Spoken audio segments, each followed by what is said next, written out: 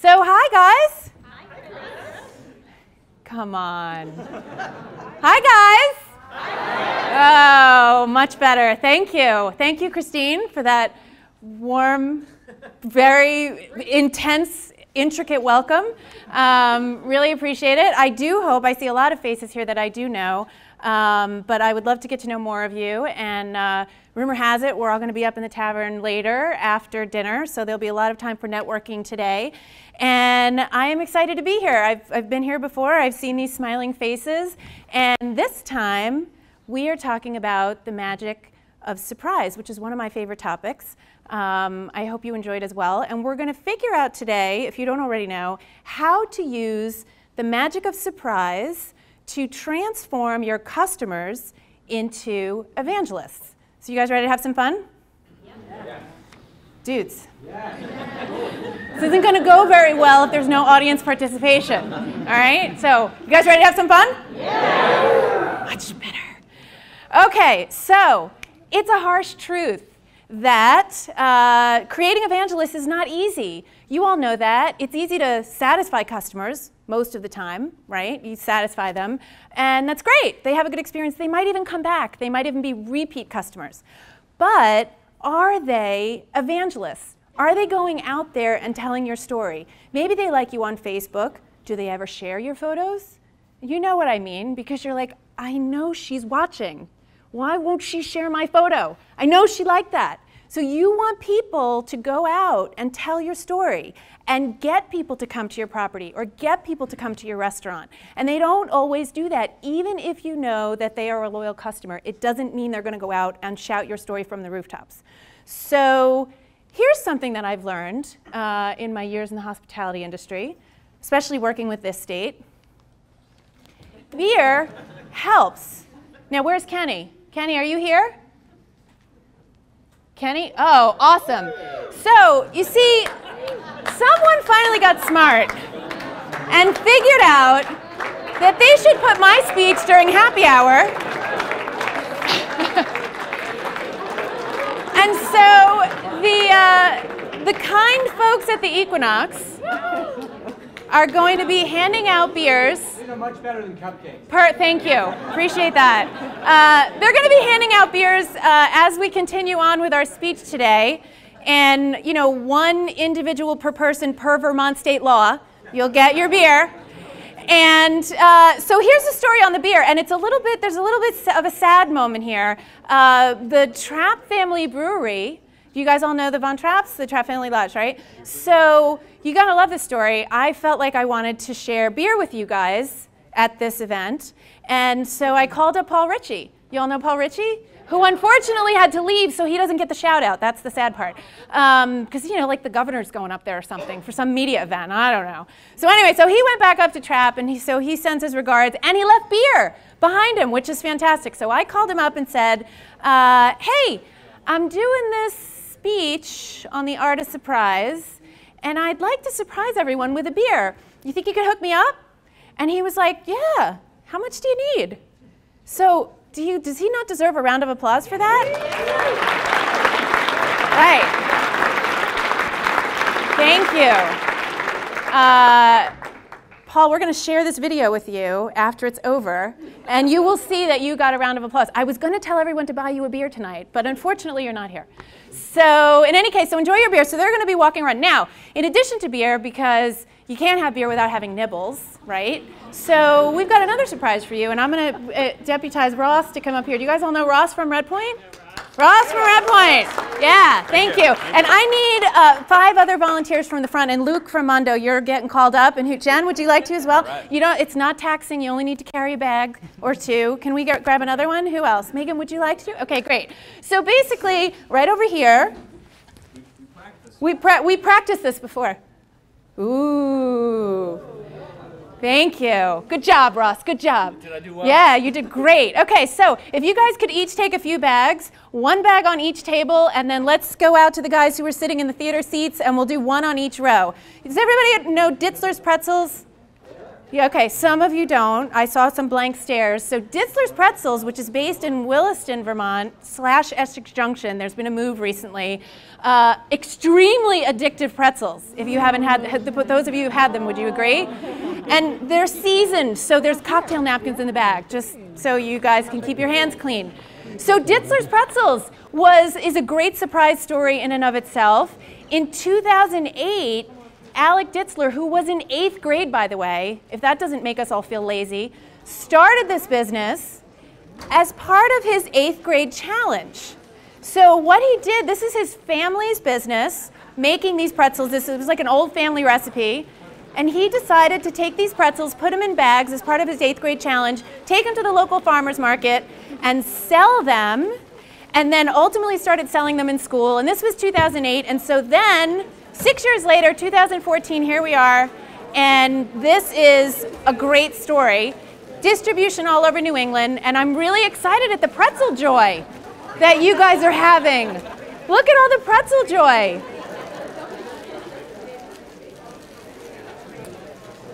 Yay! Don't you love it? Yeah. They warned me that they're a little crunchy, but I'm okay with that. I'm okay. I'm not chewing. As long as I'm not chewing, you guys are good. All right. Yeah, that's okay. It's all good.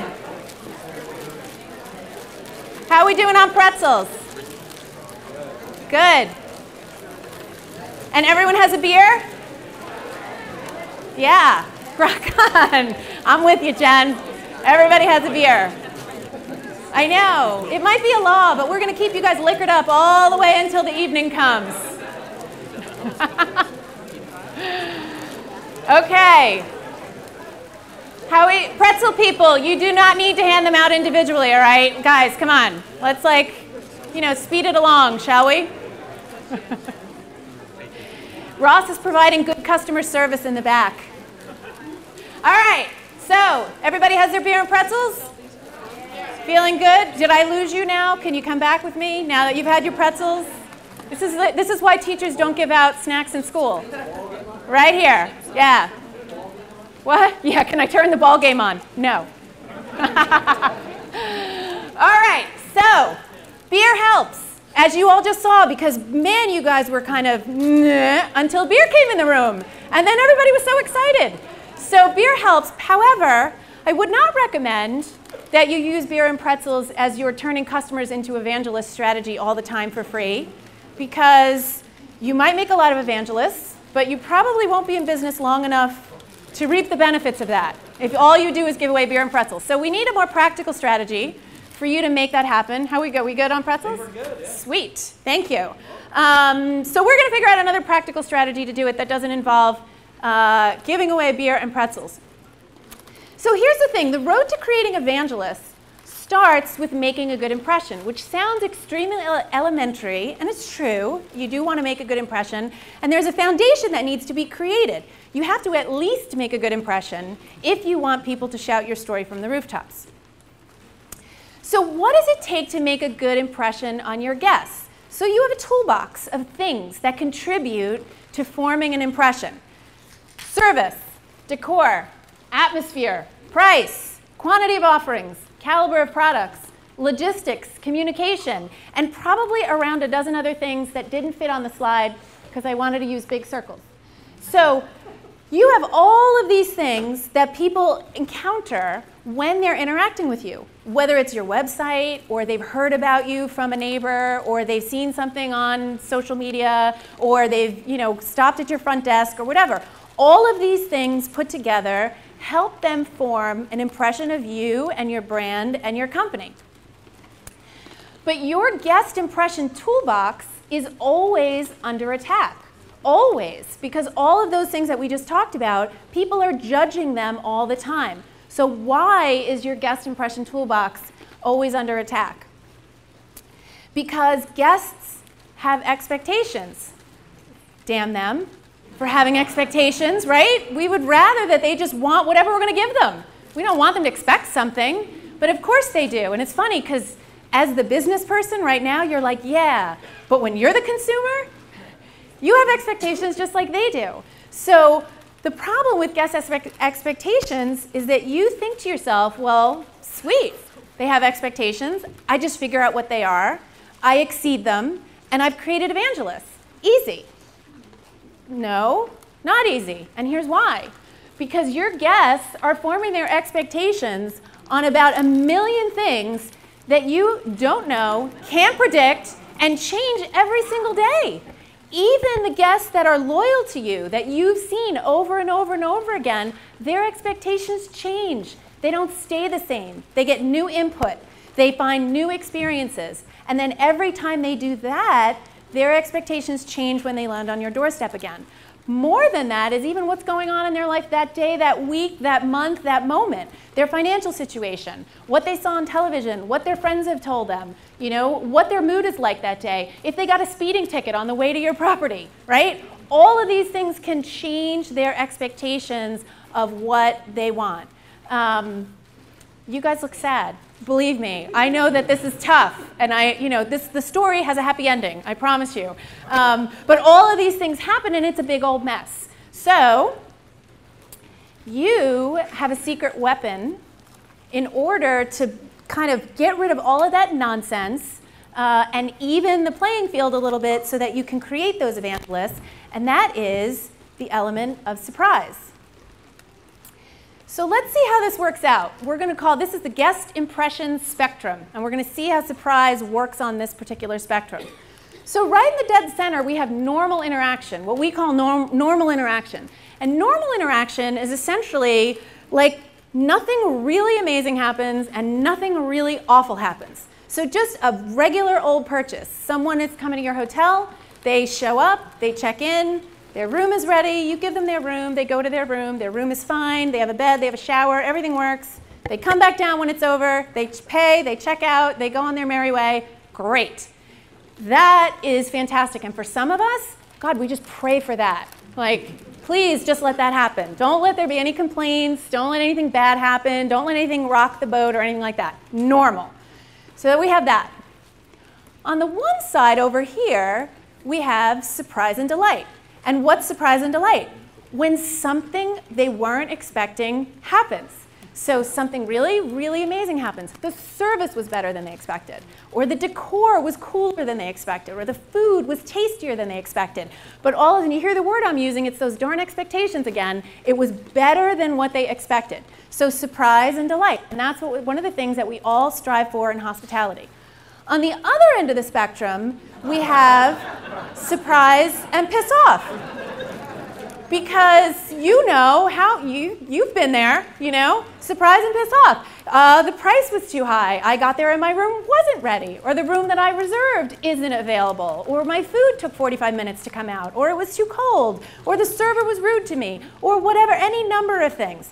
That's not a place you want to live long as a business strategy. Just saying, because I don't think that will work out very well for you in the long term. But we're not going to talk about that here today, because that's negative. We're talking about happy, fun, joy stuff today. So we're going to stay on this end of the spectrum, which is surprise and delight. Now, how does surprise help you create evangelists? That's the core of what we're really going to get to today. So what happens when a surprise occurs? That's what we really kind of need to break down. Like any kind of surprise, not just in hospitality, but any kind of surprise. So first of all, it cuts through the clutter. And it snaps us out of autopilot. It's almost the definition of surprise. Something happened that you weren't expecting. So you're just going about your business, thinking about your day, and all of a sudden something happens and whoop, you get surprised and you get snapped out of autopilot. So what happens when that happens? It creates a memory. This is why like everybody knows where they were when JFK died, or everybody knows where they were when they found out that so-and-so in their life was pregnant, or whatever. This is why. Because when surprises happen, for some reason, maybe we get the guy who studied neuropsychology back up here to tell us why, something happens in your brain that for some reason, it like opens itself to be receiving some kind of a signal. So I don't know if that's true medically, I just made that up. But it sounded really good, didn't it? So it creates a memory. And then what happens is that we want to share the experience. And I don't know what that is about people, but it's probably why social media is so powerful now. That like billions of people are on social media because we're just like, we crave sharing experiences, especially when it's a surprise. Something really good or something really bad, we immediately want to tell people about it. Am I the only person who wants to tell people about it, or do you guys agree with me? Totally. Okay, we got totally agree from the. You're getting chocolate for agreeing with me. Yeah. Yay for you. See? That's all right. You know, you can agree on the next thing. All right. I'll keep an eye out for you. So then we want to share the experience. So that's one of the things that happens when a surprise occurs. So is this really true? Because were you surprised when I gave you chocolate? Yeah. See? Are you going to remember that forever? Oh, see? Good. She's going to remember it forever. So is this really true? Well, it is really true. So let's take a look at some examples of when it's really true. Now, how many of y'all are like me, and right away when you wake up in the morning, you reach for your phone? Am I the only so I'm not the only one who needs therapy? We're all in this together? Okay, great. So first thing I do in the morning, always. So weather apps. Now, there was a time when a weather app provided a picture, right? You looked at a picture, and if it was raining out, there was a picture of a cloud with a picture of raindrops, or a picture of a sun, or a picture of whatever. And then one day, I wake up, grab my phone, look at my phone, forgot that yesterday I had just downloaded an upgrade of the software or whatever, and my phone was raining.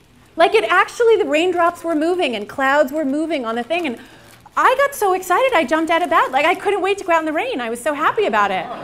So that surprise joy of all of a sudden my phone being moving was so cool to me that I actually went downstairs, told my doorman about it on my way out. I told people about it at work. I was so excited about it. And I think I've just admitted to you how sad maybe my life is, that gave me so much joy. So my therapy bill is going to be pretty high after this session. But okay, I might as well go in for the whole hug. You know, a few weeks later, it was actually thundering and lightning when I woke up. And I reached for my phone hoping that there was going to be a little lightning strike on it. And there was. So, you know, that was good. Anyway, so they didn't disappoint me with that surprise. That was good. So weather. Signs on the side of the road, right? So this was a sign I saw in Woodstock a couple of years ago. Still remember it. So they didn't make that phrase up. I've definitely seen that phrase before, but I never expected to see it on a home and hardware store sign. So picture the people who live in Woodstock. You're on your way to work. You're maybe, you know, picking up your kids from soccer or whatever, and you pass that thing, and it doesn't say lumber for sale or azaleas, you know, $4.99 or whatever it is. It says this, you know, if each day is a gift, I'd like to know where to return Mondays. And so you're thinking about all that stuff, and then you see that sign, and you go, wait a minute, what was that sign? Like, and it just made you stop and pay attention to it. If it had said lumber, you would have driven right past it, unless you needed lumber, I guess. But, you know, you would have driven right past it. We had a fun experience. The Redpoint gang, some of the Redpoint gang were coming up here from New York yesterday. And we did the old, you know, come up to make a right at Troy, you know, from New York to get here. So we came through the Bennington-Hoosick area. You guys know the town of Hoosick? For those of you who don't know, it's spelled H-O-O-S-I-C-K, Hoosick. And so we were talking in the car, you know, three women. We were blah, blah, blah, blah, the whole way, you know, as we're driving through. And all of a sudden, Lauren, you know, turns and she was like, did that sign say Hoosick Medical Center in the shopping thing? And she didn't know, I guess she didn't know the town. And I was like, yeah, that's the town of Hoosick. She's like, Hoosick Medical? Like, you don't get that? And it took me a second, I'll admit it, but I'm glad you didn't get it right away either. That was the funniest sign. We vowed, we all pinky swear that we're going to stop and take a picture of it on the way home, because that was I'll definitely post doing a blog about that at some point. Because I'm not sure that they knew that. I don't think they did that on purpose. It's just really funny. So anyway, so signs take you out of your element. So Amtrak. Do you all ride Amtrak? Yeah. Anybody? We got some Amtrak supporters here. That's great. I didn't expect to get a woo for Amtrak. Who likes to ride in the quiet car? Yeah, right? Thank you, Ross.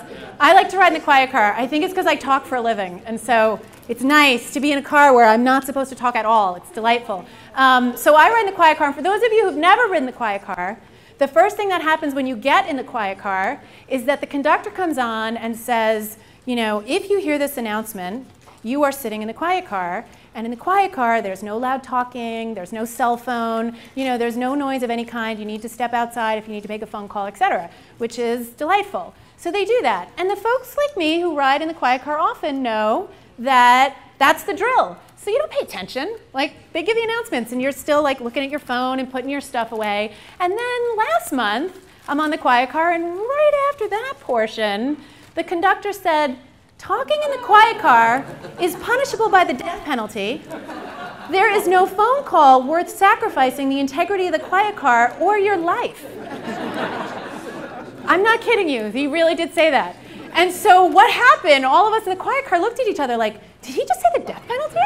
Like, are we, sure, are our lives at risk? Like, what, is this a new policy with Amtrak? So everybody started looking around, and what happened? I was BBMing with my, yeah, I have a BlackBerry, for those of you who just gave me a face. I still have a BlackBerry. I was BBMing with my partner, my business partner, and I told her what happened, and then I was texting with someone else, and I told them, and the guy next to me tweeted about it, and these other people started talking about it. Now, I ask you, if he didn't say that, would I have any reason at all to tell people that I was in the Amtrak quiet car? Not a single reason. So the net result of surprise is that people pay attention. And what does that create? It creates a window of opportunity for you. And what do you do with that? You make an evangelist. Because I wasn't paying attention until he got my attention. And the minute he got my attention, he gave me a thread that I was able to go out and share with the rest of the world. Because if it weren't for that, I wouldn't have anything to talk about. Because talking about sitting in the quiet car is kind of boring. That's the whole point. So that makes surprise the most powerful tool in your guest service toolbox, because it gives you the power to make people pay attention where otherwise they wouldn't be able to. Do you like this? Didn't you love that transition? I learned that PowerPoint had gotten some new slide transitions. I tried to keep them to a minimum, but that one I had to throw in because it was, plus magic is on this slide, and it needed like the magic, it had that magic look. Anyway, okay, I digress. Rein me in when I start geeking out about slide transitions. So, using surprise to create magic in hospitality. So let's look at how some folks from around the state and around the world are using magic to create some surprises. So, just for fun, for no other reason but to create some fun and to create some surprise moments. Have you guys ever been on a cruise ship? Towel animals? Like the Cornell Hotel School is going to start offering towel animal creation as a master's degree soon. They are getting more and more. Do you like that one? Cute, right? There's a monkey, right? I think that's an alligator of some, maybe it's a platypus, but whatever it is kind of cool. And then here's a person. And then we've got, on this deck, every single chair has a different towel animal on it. Now, it took 10 stewards, 3 hours to create this experience right here. So that's 30 man hours. And those of you who own a hotel or run a hotel are saying to me, really? 30 man hours for freaking towel animals? What does that do for you? Well, first of all, when you have a little spare time, not now, because I need your attention, Google cruise ship towel animals and then block the next 10 days to look at all the images of towel animals that people have taken when they are on a cruise. It's unbelievable. More people take pictures of this and post it on social media and share it with friends because they're excited. Because you know what's funny? From the magic of surprise, you go into your cabin every day and your towel is in a new animal form. You even know it's going to be there, but you don't know what that animal is going to be today. So you still look forward to the surprise. And people coming through the pool deck on the way to breakfast have no reason to be joyful, I mean, except for the fact that they're on a cruise. They have no other reason to be joyful or take pictures until they see this. And then everybody wants to take a picture of it. You can also use surprise to add levity to icky, which is a highly technical hospitality term, icky, which is when something just doesn't quite feel right. Now, housekeeping tip envelopes. I don't know if, is Frank from the Inn at Manchester here in this room? He might not be here? Yeah. Okay, so him and Paul Ritchie are totally deserting me today. The Inn at Manchester, which is local right here, you guys can go check it out yourselves, they have the coolest housekeeping tip envelopes, which usually are those like pre-printed forms with a little line on them so the person can personalize it by writing in their name, which is basically begging for a tip. It's a necessary evil in this industry, but nobody really likes it. Theirs is hand-drawn, with a picture of their housekeepers on them and little stars and like a little thank you. And I feel like there's going to be like a bunny running across it or something, or like a little flower stamp. So damn cute, you want to put a 20 in it. They're so cute. So that is the element of, I'm going to start passing those out here at Redpoint if they're that cute. So that's the element of surprise that you're looking for, because everybody is expecting that, but they're not expecting it to look like that. So it makes people pay attention to them, where otherwise it might be a little bit of white noise because they're so used to seeing it. Then you can also use the element of surprise when you're solving a problem. Now, pillows. Are they not the most annoying things with guests? I want a softer pillow. I want a firmer pillow. Do you have a longer pillow? I want a feather pillow. Can I have a down pillow or a buckwheat pillow? And it's some of those darn hotel chains that have created pillow menus. Now they think everybody should have a pillow menu. So here's kind of interesting. For those of you who can't read this, at the Holiday Inn Express, where I recently had the opportunity to stay for a night, their pillow cases actually are embroidered on the side with firm or soft, which was kind of a neat way to solve a problem, because when we walked into the room, you're expecting the usual the sea of whiteness on the bed, the white pillows and the white comforter and the white and all that stuff. And then all of a sudden there's these two little words on the side, and of course we had to go over and see what the words were. And then we were so excited, of course I took a picture, because right away I knew it was coming here to you for this presentation. So that's kind of exciting. Other than that, would I have had any reason to talk about the pretty standard vanilla hotel room at the Holiday Inn Express? Nope. But we've got pillow embroidery, and that was kind of impressive.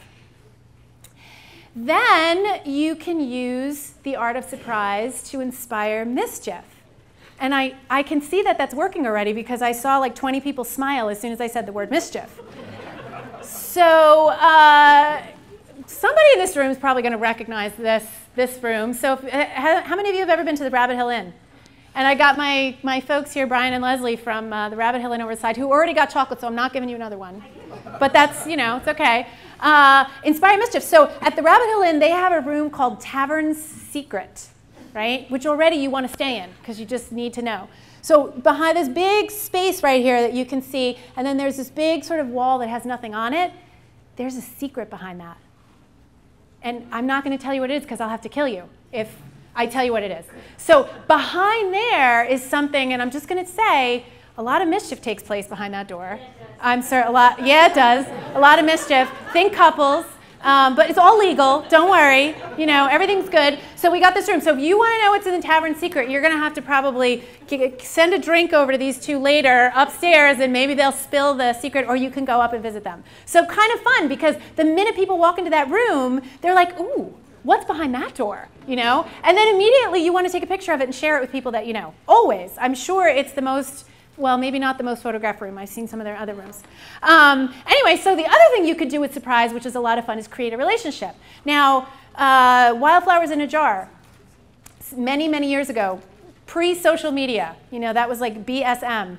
I stayed at the York Harbor Inn in Maine, and the day I arrived, I was actually there on vacation, so it was kind of sad. The day I arrived, I got strep throat, which was nobody said aw. Thank you. I got strep throat on vacation. That deserves an aw. You did, thank you. Guess what? I got some for you, babe. I got, not even chocolate. Are you ready for, you guys are all used to me giving out chocolate. Miniature cupcakes. Ooh, what a surprise. Thank you. So, wildflowers in a jar, back to the story. So I got strep throat, and for 2 days I was in my room, and with 103 fever. It was awful. And then on the third day, I finally emerged and slithered my way out to town or something, trying to salvage the rest of my vacation. And when I got back to my room, the housekeepers were delighted to finally get in there, because it just was a sick room. It was awful. Anyway, they went in there. I came back to a bunch of picked wildflowers from the garden or whatever in a jar with a note handwritten from the housekeepers saying, "We're so glad you're feeling better. Love, the housekeepers at the York Harbor Inn." Right? If they were here, I would give them cupcakes.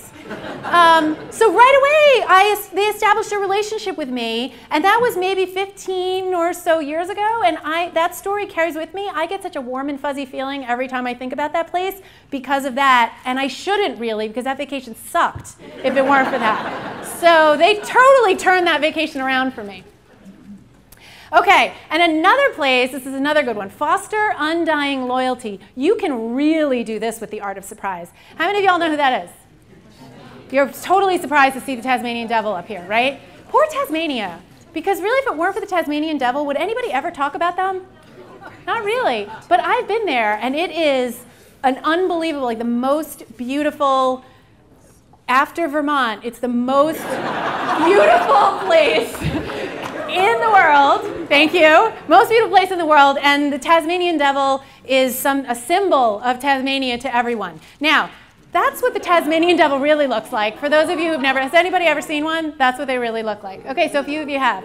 Well, that's kind of a lie, because that's really what Tasmanian devils really look like. Now, I went to Tasmania, and this story is another one that's going to stick with me forever. If you ever go, I want you to stay at the Henry Jones Art Hotel in Hobart.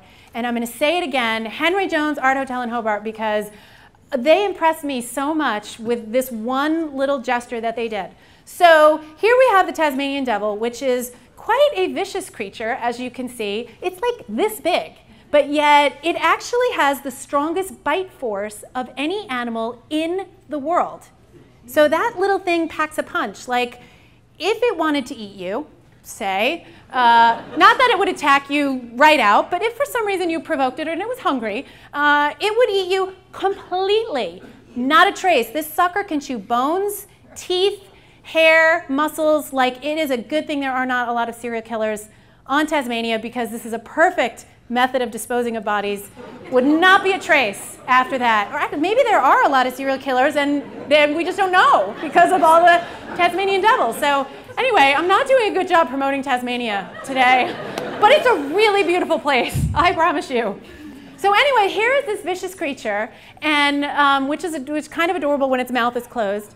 And so when I was checking out of the Henry Jones Hotel, the bellman, while I was waiting for my car to come around, the bellman said to me in a really adorable accent, which I can't do, I'm not even going to try, really adorable accent, so what are you going to regret most about leaving our beautiful island? And I said, you know, it's funny because when I travel, I'm not a souvenir buyer, like tchotchkes, like refrigerator magnets and stuff. I don't really buy a lot of that stuff. But when I was in town a couple of days ago, I saw these mugs that had a picture of a Tasmanian devil looking just like this, like it was about to jump off the mug and eat you. Picture of the Tasmanian devil, and it said, "Send Tassie more tourists, the last ones were delicious." And that was, right? That was hilarious. I thought, you know, I wish I had those, because I would really, to me, the fact that this quaint, and there's not even 500,000 people on this island, and they're so nice. Like, people in the street invited me to come back to their house for lunch. They're like the nicest people, and yet they hold this symbol up of ferociousness as their unofficial state animal, which I find to be very interesting from a tourism marketing perspective. Like, what's Vermont's? Is it like a cow? What's the Vermont state animal? The Morgan horse? So, yeah, it should be. So if there's like a battle, like a mixed martial arts of state animals, maybe you guys should not go up against Tasmania, because that's not going to work out well for you in the end with the Morgan horse. So anyway, so I tell the bellman this, and then I leave. And I traveled around Australia for another several weeks. And when I got back to my place in New York, what was waiting for me? A set of 4 mugs, for those of you in the back who can't see, a set of 4. You see how vicious that thing looks? They even gave it claws. Set it with a red mouth, like I don't know what he just ate, kind of a red mouth. So, so cool. I have no idea what that cost for them to get me 4 mugs by the time I got home from Australia. Pretty darn cool for them to be able to do that. And now I've taken that story and shared it with so many people, and I drink out of that mug every day. And same thing like the wildflowers, gives me a warm, fuzzy feeling. So I'm sharing that with you. Okay, so another thing you can do with surprise is overcome desensitized mindsets, which is something we face with our customers all the time.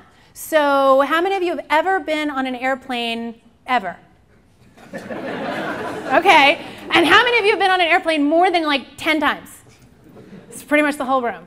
Okay, so what happens when you hear, ladies and gentlemen, we'd now like to direct your attention to the following safety announcements.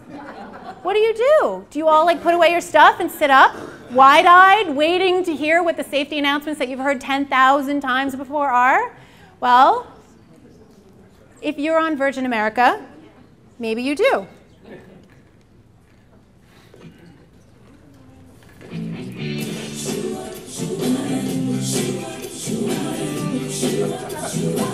I got some safety tips that you gotta know, and trust me, it's something that you wanna hear. So honey, sip your lips and enjoy the show before we move into the stratosphere. So just look crazy, pull it tight, and keep your roll in your chair until we turn off the light. Let you know the prices off as fast as you can.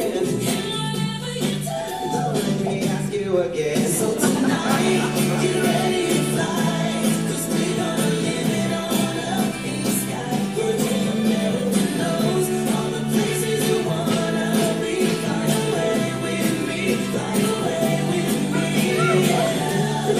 0.001% of you have never operated a seatbelt before? Really? I mean, it works like this. Insert the metal end into the buckle until it clicks, and pull on the loose end to tighten, making sure it fits slowly tight across your lap. There you go. To open, lift on the top of the buckle. And remember, seatbelts should be fastened whenever you're seated, just in case of unexpected turbulence or weather conditions. Personal electronic devices should be turned off or properly stowed during taxi, takeoff, and landing. Laptops should be placed inside carry-ons or under the seat, not in seatback pockets or loose on the cushion next to you. Nice try. Your in-flight team and the sign above will determine what electronics may or may not be used during flight. Yo, yo, yo, now that you're popping your head to the back seat, with their eyes all glued to the flat screen, it's a cabin precious changing. You know what we leaving you in, and throw your head down first, don't worry, oxygen flows. Tighten the straps as they're facing on your mouth and your nose. If you're traveling with someone like a child of innocence, put your mask on first before you offer assistance. Now, under your seat, there's a life vest. First class, it's below your central armrest. Remove the pouch, tear it open, place it over your head. Are we coming in clear? Did you hear what we said? But all the white straps and tighten like a round your waist. Balloons off the plane, pull the handles and your fist will inflate. If your vest doesn't feel funny, no big deal. Blow into the red tube and you got a refill. There's a point, locator light, and it's right on your shoulder. Thank you for your attention, this robot rap is over. Just in case we must evacuate, we got a plan of attack. We got a plan of attack. For when no exits on this airplane. For exit doors, 2 in the front and 2 in the back. Wow, in the unlikely event, we need to get you on set. Your exit is equipped with an inflatable slide. Only doors I can use, cause that's flotation nearby. And if you need to find the exit, you just follow the light. They're at the base of the seats, they go from right to right. I'm keeping running in section, girl, they not be ahead. So look around and let's just remind you, the nearest exit might be behind you. Okay, so this one's important for all you smokers out there. It's never allowed here, so don't you forget. Federal law prohibits tampering, destroying, disabling smoke detectors, so don't touch that cigarette. Don't you do it. All right, it's time for final cabin check. Make sure all carry-on bags are stowed away, tray tables and seats are in their upright and locked positions, and all electronic devices are completely shut off. For additional safety information, check out the safety cards located in the seat pocket in front of you. Please read and review before we take off. FAA regulations require that all guests comply with the lighted information signs, posted placards, and instruction of the in-flight team. If you have any questions, please don't hesitate to ask. Now enjoy your flight, and as always, thank you for flying Virgin America. So tonight, get ready to fly, 'cause we're living it all up in the sky. Virgin America knows all the places you wanna be. Fly away with me, fly away with me tonight. Get ready to fly, 'cause we're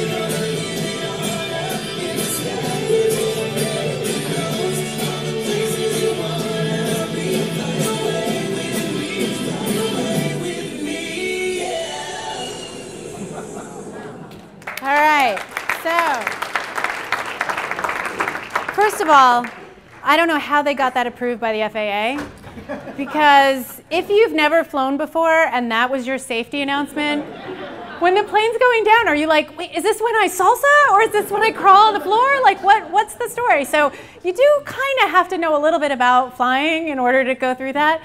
But interestingly enough, so I was recently on a flight from here to LA, and this came on. I was with my 17-year-old nephew, who at the end of that video turned to me and said, that video was awesome.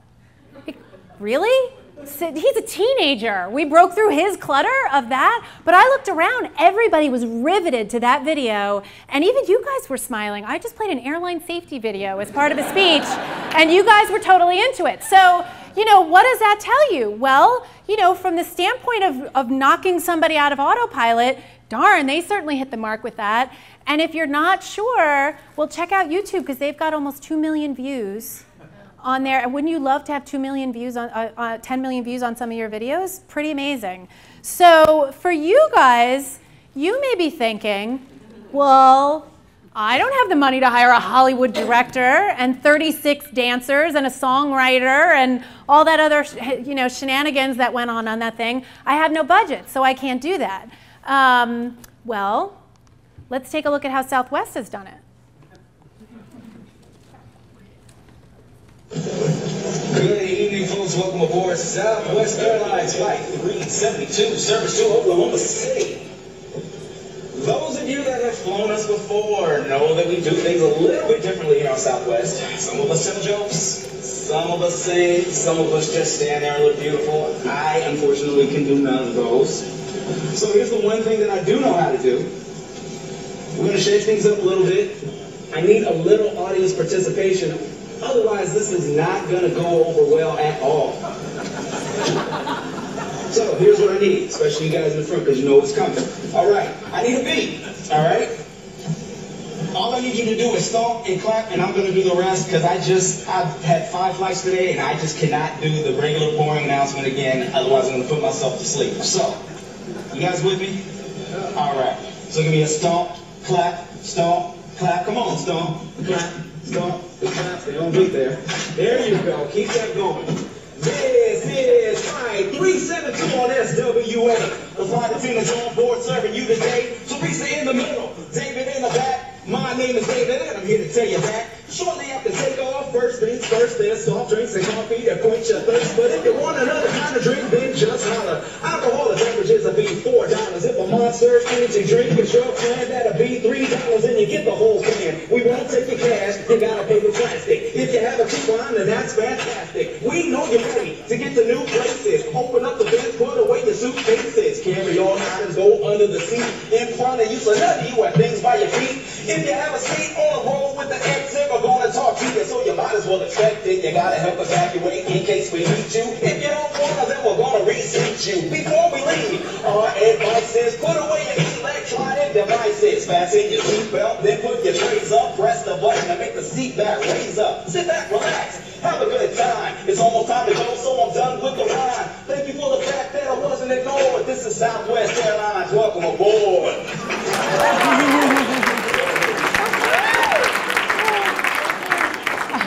Great, it's the best part. Thank you very much for my being.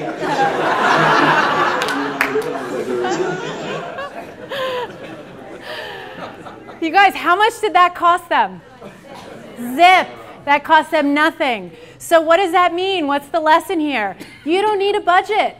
You don't need a budget to surprise people and create joy and create those moments where you get an opportunity to turn a customer into an evangelist.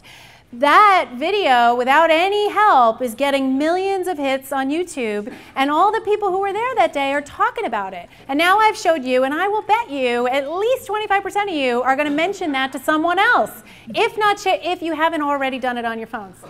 Right? So you don't need a budget. What do you need to do? You need to care.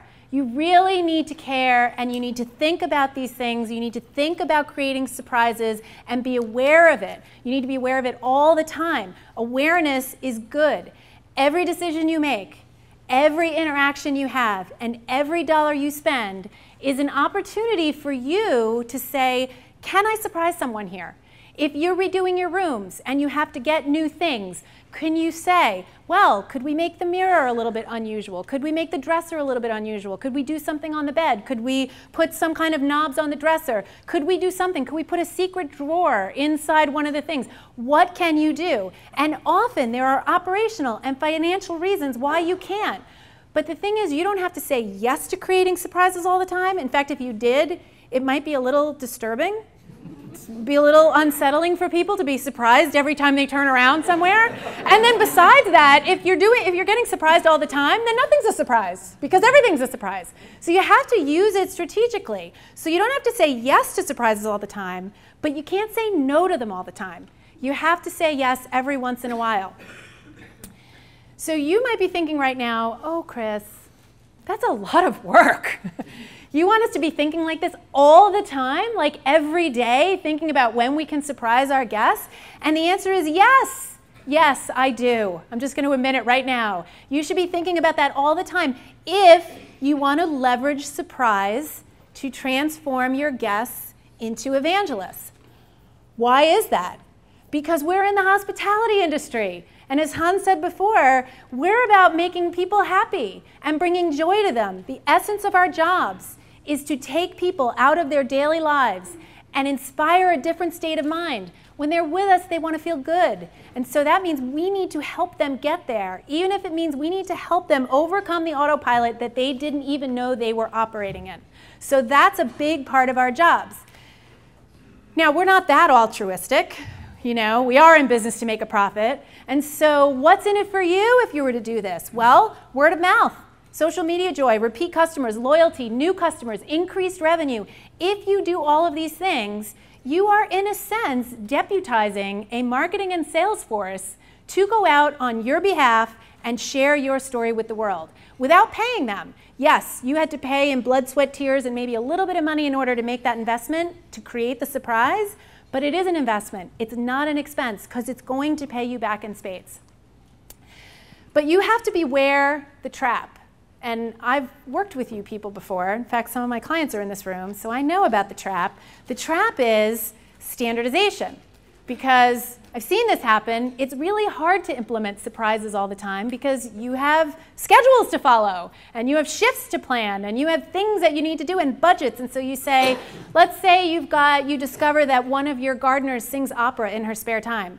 There's probably tons of those around in Vermont, right? So you say, hey, we're going to get Jane to come into the lobby today at 3 o'clock and sing opera as a surprise for all of our guests. And let's say you do that. You know, what happens? People really like it. And then they go to dinner and they're talking about it and they post something on your Facebook page or they tweet about it or whatever. And you're like, wow, that worked.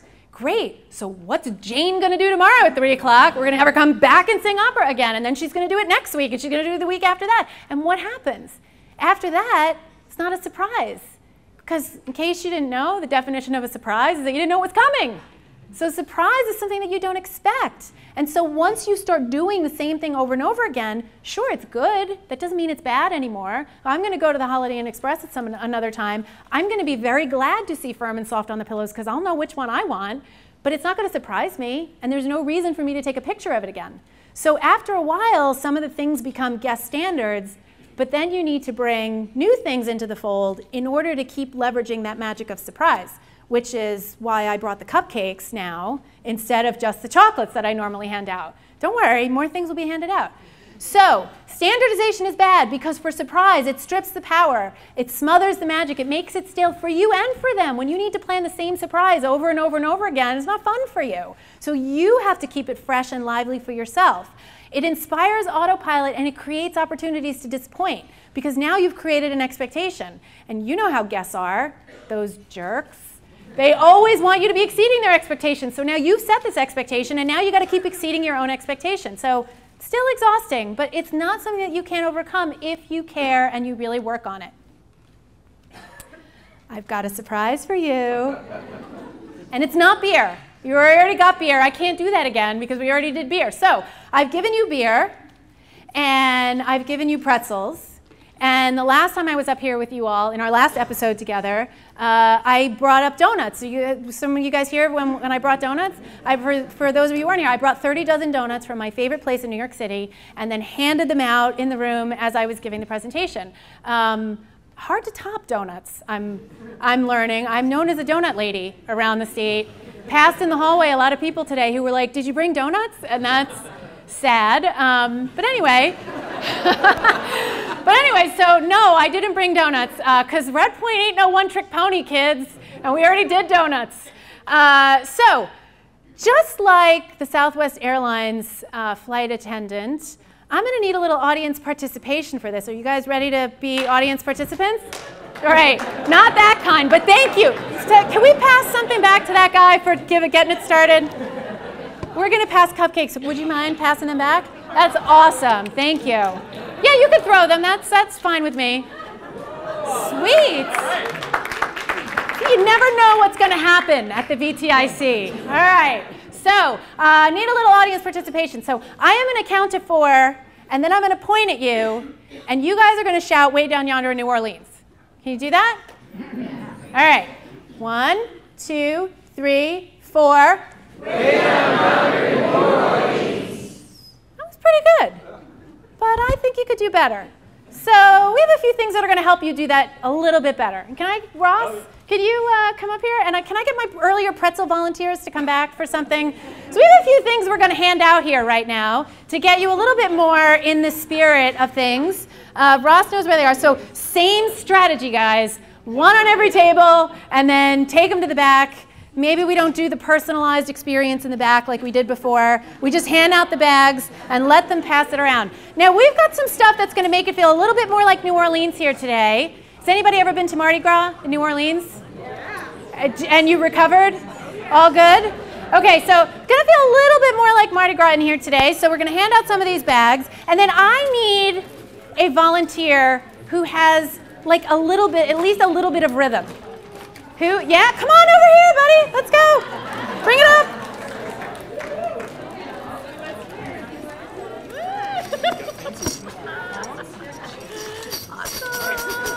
All right. What is your bill? Okay. So, Mardi Gras stuff is being handed out. We've got tambourines, and we've got masks, and we've got beads, and boas, and all sorts of paraphernalia.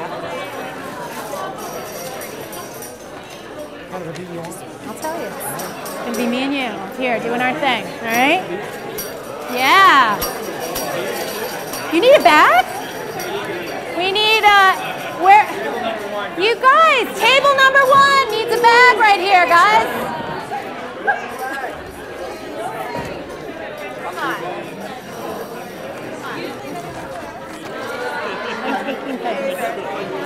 Yes. Content. Yeah. Awesome. We need some stuff over here too. All right. You guys are looking sweet. Don't ever say I don't role play. Very nice. It looks good. Look, we do. I think we're going to need like a big family portrait of the VTIC group after this. So just like a quick word to the wise on the boas. So the boas are like seriously shedding boas I discovered last night in my hotel room as we were stuffing the bags. I'm pretty sure the Equinox is going to think that I had a bunch of strippers in my room last night for all the feathers that are flying around my room. But you guys look great. So, y'all, this is Bill. Does everybody know Bill? Let's give him a hi, Bill. All right. So, Bill's going to be my accompanist, and he's got a tambourine here. And what I need from you, Bill, is tambourine, stomp. Tambourine, stomp. And I'm going to, not ongoing. Okay. Not ongoing. Work with me, Bill. All right. So, I need 4 of those from you. 1, 2, 3, 4. And then I point. And you guys shout way down yonder in New Orleans, I left it up here, so you wouldn't forget your line. You guys have 1 line. Don't mess it up. 1 line, all right? So we're going to do this 1 time here, all right? So you give it to me. 1. Hold on. All the way around. Go stomp and then thing, all right? Ready? 1, 2, 3, 4. Way down yonder in New Orleans. Okay. I need 1 more time, just like a tiny, tiny bit faster. from you guys, all right? Hit it, Bill. 1, 2, 3, 4. I love it. You guys, that was awesome. Okay, Bill, you can take your seat. I will take the tambourine from you. That was extremely helpful. Appreciate it. Okay, this is the best picture I've ever seen right here. Steve Cook in a mask. Stand up and show everyone. Look at this. All right. My friends, I have given you beer, and I have given you pretzels, and I have given you donuts. Liz, serve these people up some hot sardines.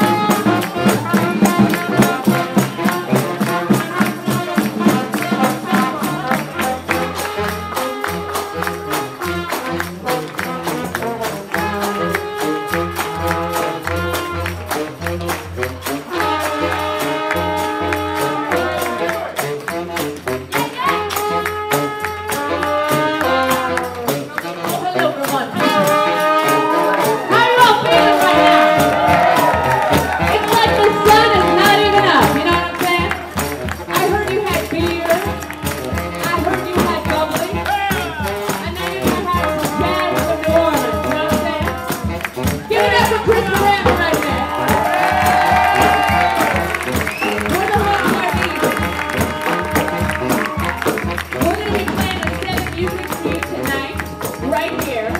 So the evening does not end after this, but right now we're going to do one thing. We're going to play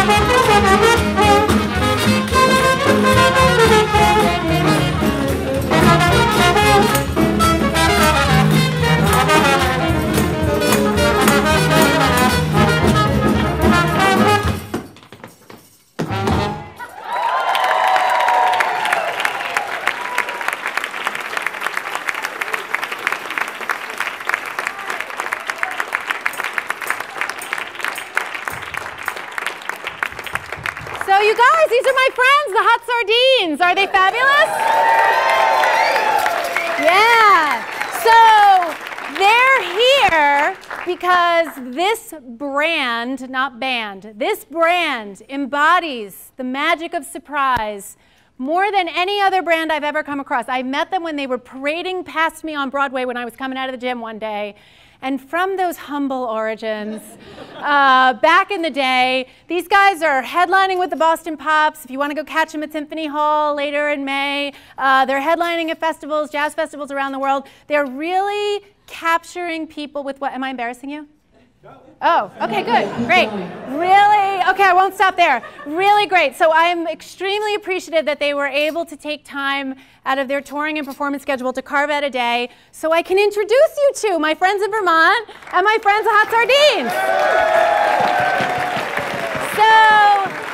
So yeah, oh, how cute, they're waving at you. That's adorable. Okay, so hugs later, all the way around. You can hug them anytime you want, they're okay with that. So they're going to be performing for you tonight right after dinner. They're going to do a set right here, so I hope you all will stay because I've seen them play about 167 times this year alone, and I am surprised every single time. No pressure, guys. No pressure. So I appreciate you all singing along, and so we're going to wrap up with a quick. Guys, it takes a village to put together a surprise of this magnitude. So I just want to say a few thanks. When the VTIC committee said, we want you to come speak about the magic of surprise and guest service, and I said, great, and I want to bring an 8-piece jazz band. They were a little skeptical at first, but bless their hearts for taking a risk on that. So I hope you guys were okay with it. So well done to them. Definitely want to thank Trapp for the beer and Distler's Pretzels and the Equinox team who, when I threw them the beer curve, that it had to be handed out to everyone individually, they were like, yeah, we could roll with that. Okay, so great to them. The Redpoint gang who puts up with my shenanigans like this all the time. This is the first time I've ever played a tambourine in a presentation. It was a lot of fun. And of course, the hot sardines. So you guys, you're going to all be going upstairs now for the cocktail reception with the networking with the sponsors, and then back down here for dinner. And I really hope that you guys are inspired to go out and create surprises back in your own businesses. Now go out and have some fun. Sardines, take us home, kids.